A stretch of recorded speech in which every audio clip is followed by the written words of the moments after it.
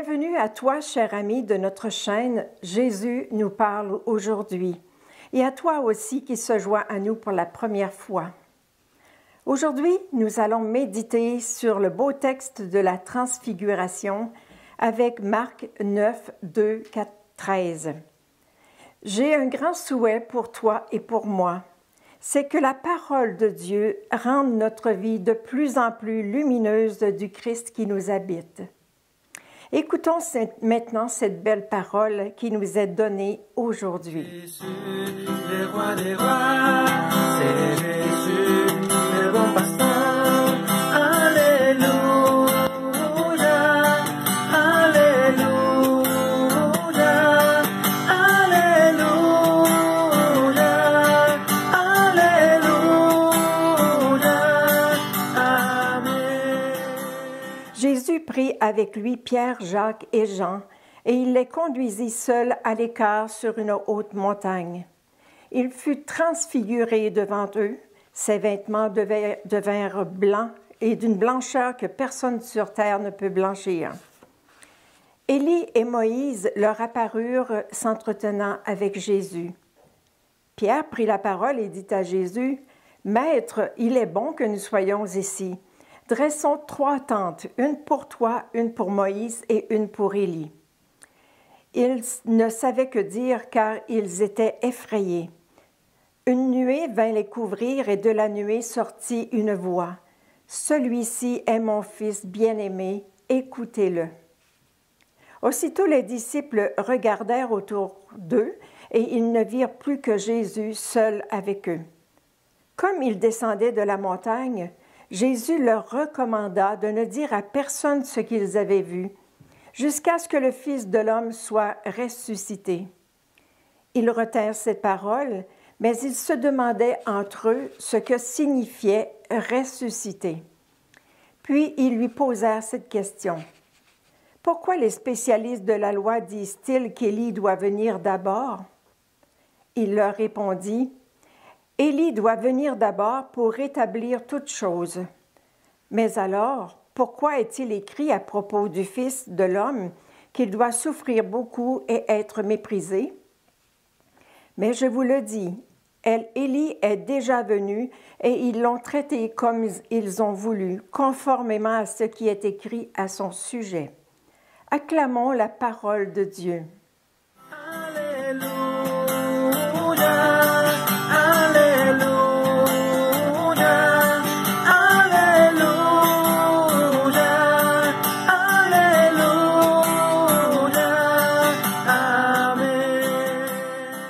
Quelle expérience vécue par ces 3 apôtres, mais cette expérience unique, c'est seulement après la résurrection de Jésus qu'ils la comprendront.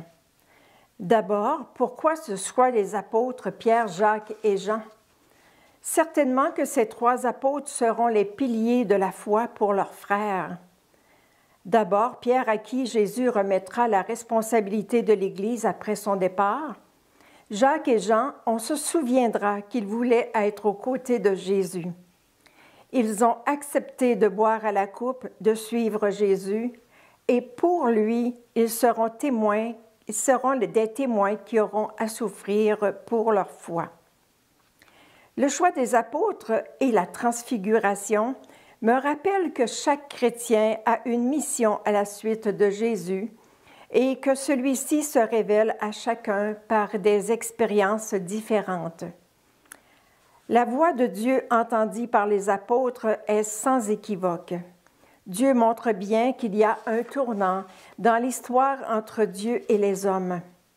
Les 3 apôtres entendent cette voix sortie de la nuée. « Celui-ci est mon Fils bien-aimé, écoutez-le. » On comprend que les apôtres sont invités à une foi encore plus profonde. Ici, Dieu le Père annonce à l'humanité le statut unique de Jésus. C'est bien lui le Messie attendu, la nouvelle alliance. Cette transfiguration est vraiment une confirmation par le Père. La transfiguration nous est donnée comme un signe de la divinité de Jésus, un avant-goût du royaume et de la communion des saints. Elle nous invite à ne pas désespérer de Dieu, car Dieu est toujours avec nous dans tout ce que nous vivons comme humains. Elle nous rappelle aussi que la bonne nouvelle, c'est pas seulement un texte dans un livre qui raconte la vie et le message de Jésus, mais une personne. La personne de Jésus qui est lui-même bonne nouvelle, la nouvelle alliance, le Fils bien-aimé. On peut se poser la question, est-ce que notre foi est assez profonde pour croire vraiment en l'œuvre de grâce manifestée en Jésus?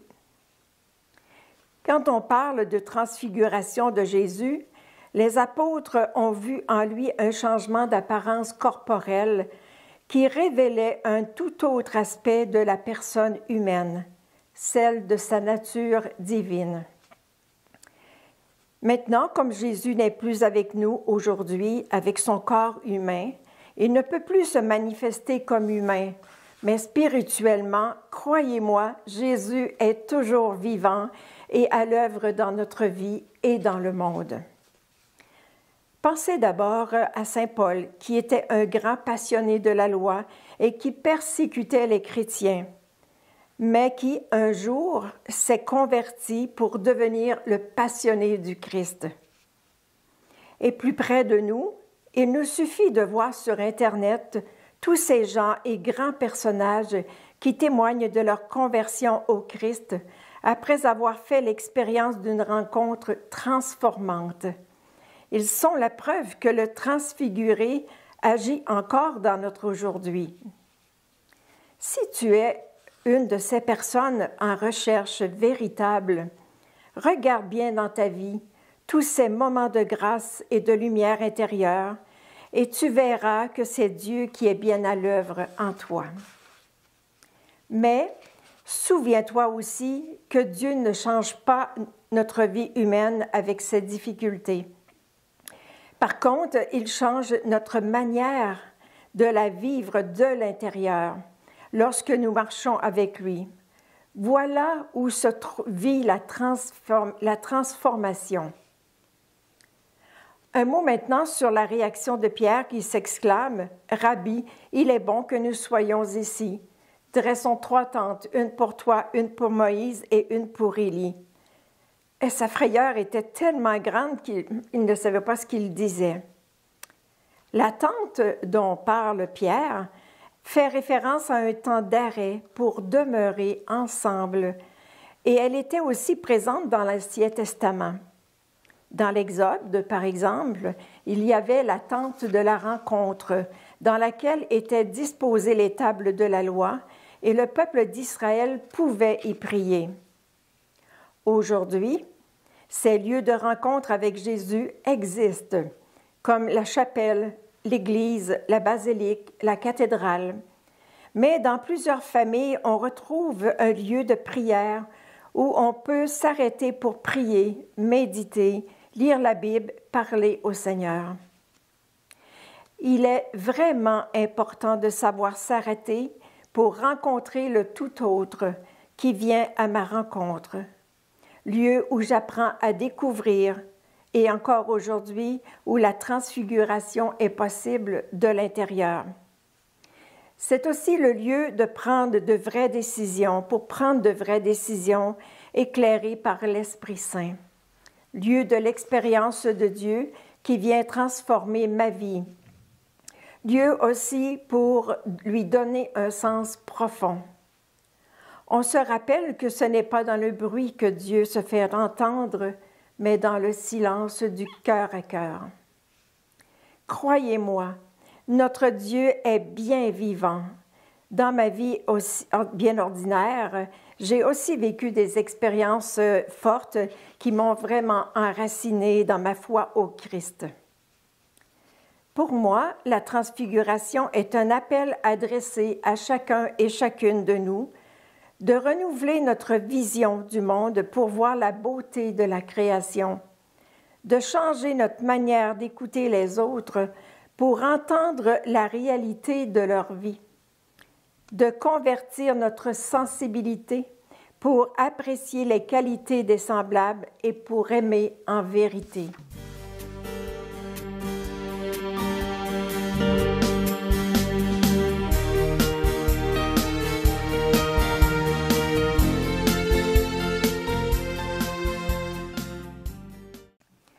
Oui, cher ami, le Christ est présent dans ta vie et il désire avoir une audience avec toi. Oui, j'ai bien dit que Dieu désire avoir une audience avec toi. Ne laisse pas l'isolement de la pandémie t'éloigner de lui. Je t'invite donc à prendre quelques minutes de ta journée pour l'accueillir, lui parler de ce que tu vis, le prier et le remercier. Et pour terminer, comme dit le pape François, ne te laisse pas voler ta vie avec Dieu, quoi qu'il arrive.